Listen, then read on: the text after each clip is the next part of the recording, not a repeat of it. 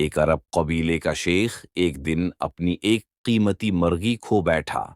اتنی معمولی سی بات پر اس نے پورا قبیلہ ہلا دیا، ملازموں کو دوڑایا، ٹیلوں پر چڑھ کر دیکھا مگر مرغی نہ ملی۔ کسی نے کہا شاید بھیڑیا لے گیا ہو، لیکن شیخ نے مرغی کے پروں کا مطالبہ کر ڈالا۔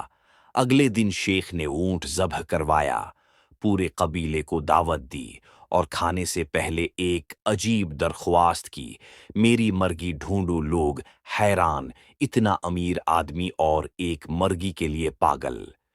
لوگوں نے کھانا کھایا اور چلے گئے۔ کچھ دن بعد قبیلے کا ایک بکرا غائب ہو گیا۔ شیخ نے پھر اونٹ ذبح کیا، پھر وہی درخواست کی، میری مرغی ڈھونڈو۔ پھر ایک دن قبیلے کا ایک اونٹ غائب ہوا۔ شیخ نے تیسرا اونٹ ذبح کیا اور پھر وہی مطالبہ کیا، میری مرغی کہاں ہے؟ اب تو لوگوں نے دھمکی دے دی، اگر یہ پاگل پن جاری رہا تو سرداری سے معزول کر دیا جائے گا۔ شیخ خاموش رہا، مگر پھر قبیلے کی ایک خوبصورت نوجوان لڑکی غائب ہو گئی۔ اب تو غیرت کا سوال تھا، لوگ تیار ہوئے، لیکن شیخ نے پھر وہی کہا، میری مرغی ڈھونڈو۔ لوگوں کا غصہ پھٹ پڑا، یہ شخص پاگل ہو چکا ہے، مگر وہ لڑکی کی تلاش میں نکلے۔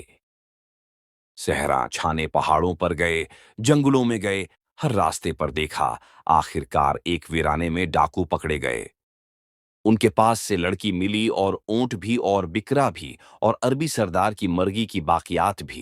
تب لوگوں کو سمجھ آیا کہ شیخ صرف مرغی کی تلاش نہیں کر رہا تھا، وہ تو قبیلے کو بڑے خطرے سے بچانا چاہتا تھا۔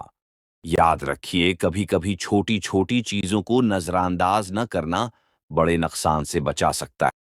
بچوں کی غلطیوں پر ان کی پکڑ کرنا انہیں بڑی برائیوں سے بچا سکتا ہے، اور سب سے اہم گناہوں سے بچنا عذاب آخرت سے بچا سکتا ہے۔